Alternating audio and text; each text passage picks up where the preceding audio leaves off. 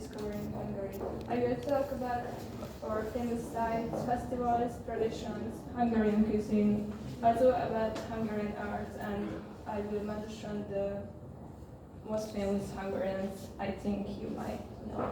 So, everybody wonders when they hear the name of my country how we are related to the Huns. Well, we probably aren't that related as many people think because, well, based on our legends, we lived once together in West Asia, but our kind of Magyar tribe just split from them and started wandering to the west.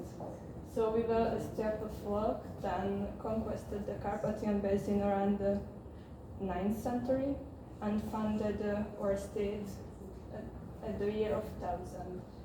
We were the Hungarian kingdom, a quite big power in the medieval age, and later we merged in the Austro-Hungarian monarchy, and after that obviously kind of lost most of the borders, so our country size was really diminished, and the current form of our state is parliamentary republic after spending some time in the Soviet bloc.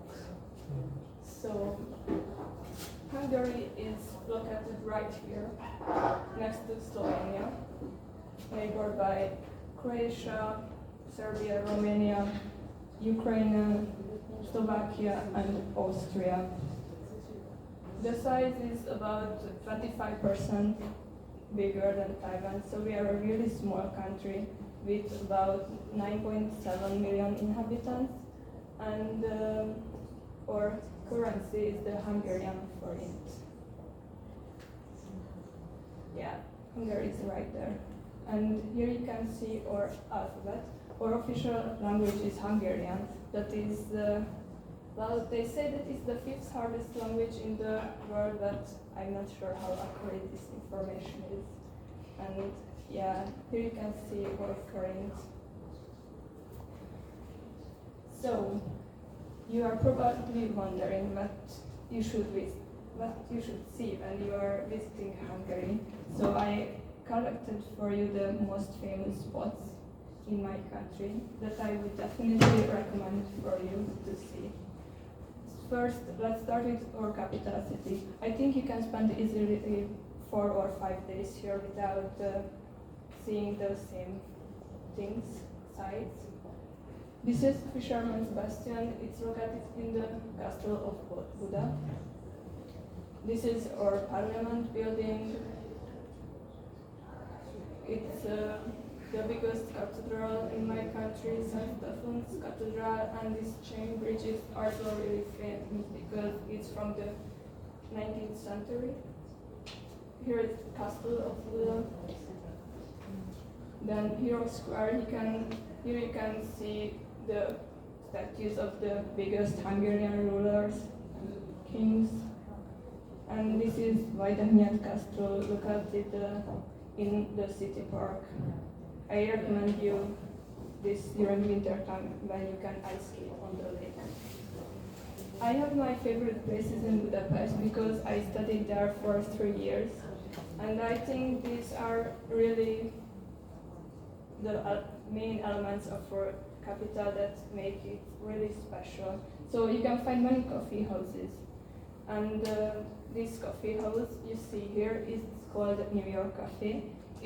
It was chosen as the most beautiful cafe in the world, and yeah, probably it's worth visiting once. Well, personally, I prefer going to smaller places to chat with my friend or just hang out in one of the wine bars with kind of unique vibes. And it's also an interesting fact that there is 80 geothermal springs near our capital, so we have 10 thermal baths there. One of these is this one, Széchenyi. This is the most famous one. And another thing I really like about the Hungarian capital is the night view from Gallért Hill. it's a little bit easier hike than Elephant Mountain, like Xiangshan. You will see it less, and there are less stairs. So I decided to just show you the biggest cities in my country. These two is located in the Nordic region, Sopron and Győr. They both have Baroque old town, so you can easily spend a day there. And this Disney castle-like house is in Győr. It's actually our city hall, and this is also my home city. And another interesting thing about Hungary is that I think almost everywhere you can find medieval ruins. And also Esztergom has a medieval fort with a beautiful cathedral, with a view on the Donau River. Then also Eger has a really nice medieval fort. And another interesting thing about this city is that you can also find Turkish-style buildings because they were left behind from the Ottoman occupation that lasted for like 150 years. And our most famous, I think, holiday destination is Balaton. I think many foreigners know this place too because they often come to spend their holidays here. And if you are bored from swimming in the lake or just sunbathing, then you can always visit lakeside cities. There are many castles, abbeys, and there is also a cave there that is filled with water and you can just paddle inside. And yeah, the water is really this clear inside. I can guarantee it. I've been to it. And if you feel like that you should hike, you have way too many energy, then I recommend you climbing this fort right next to the lake, because the view is really beautiful from there. Then Veszprém and Pécs are also, obviously they have a medieval fort like almost all of the cities. And Pécs specialty is this Moscow. This is also from the Turkish times. And if you are going to the Great Plain, then you should visit Debrecen and Szeged too. I don't think that these cities has too many sites, but the vibe is definitely worse. Because if you spend a day there, you can see the Hungarian Puszta. We have these grey cattle, and you can also see one of these horse shows. I would like to introduce you the most important days in the Hungarian calendar. I think our festivals are mostly related to the Christianity. So I will start with Christmas. Before Christmas, there will be many Christmas markets in the bigger cities where you can buy just hot wine, warm chimney cake, or baked chestnuts, or even gifts for your family members. And we also prepare gingerbread houses before Christmas as a decoration. And we will decorate our Christmas tree, and the family will gather together during this time. We will visit our relatives and eat a lot. I think New Year is kind of similar because we also eat a lot. So some ladies just start dieting in November to prepare for the weight they will put on during this season. And during New Year, you have to eat a lot of chickpea and pork, because we believe that if you consume a lot out of these dishes, then you will get definitely rich next year. So yeah, we will see the fireworks and cheers with champagne at midnight.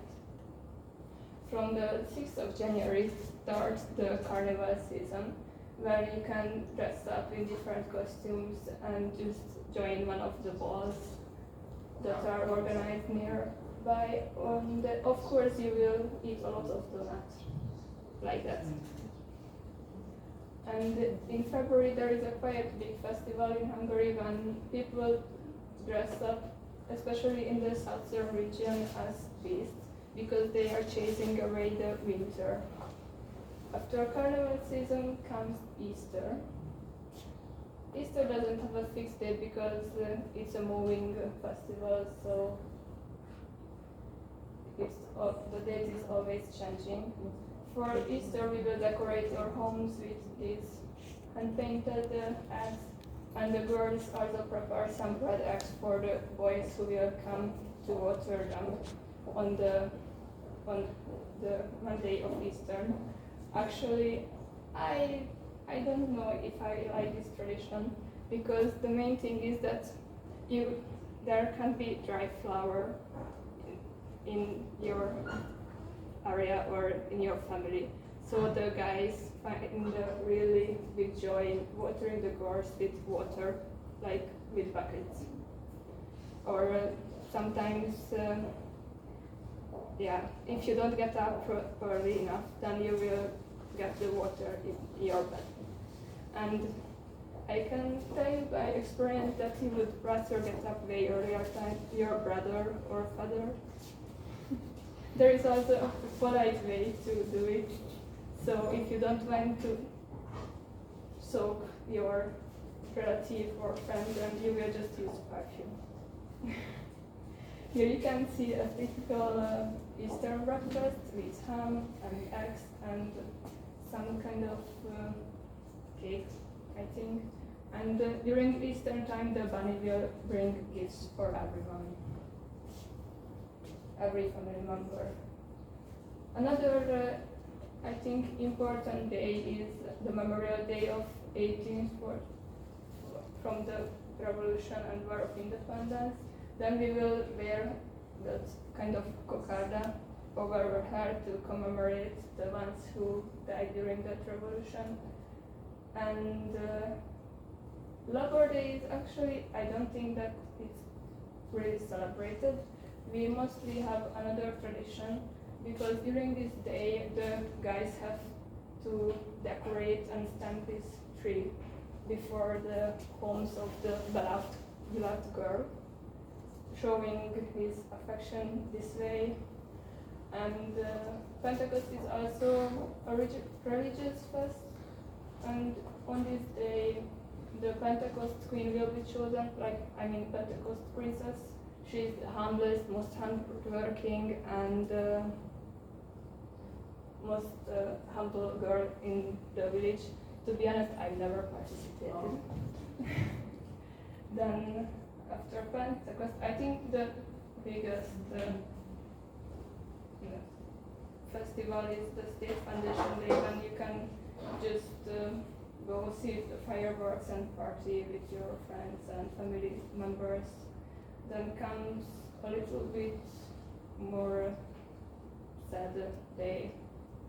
In October, the Memorial Day of the 1956 revolution that was beaten by the Soviet troops. And at the beginning of November, I think we have a little bit similar fest than to Song Speaking Day.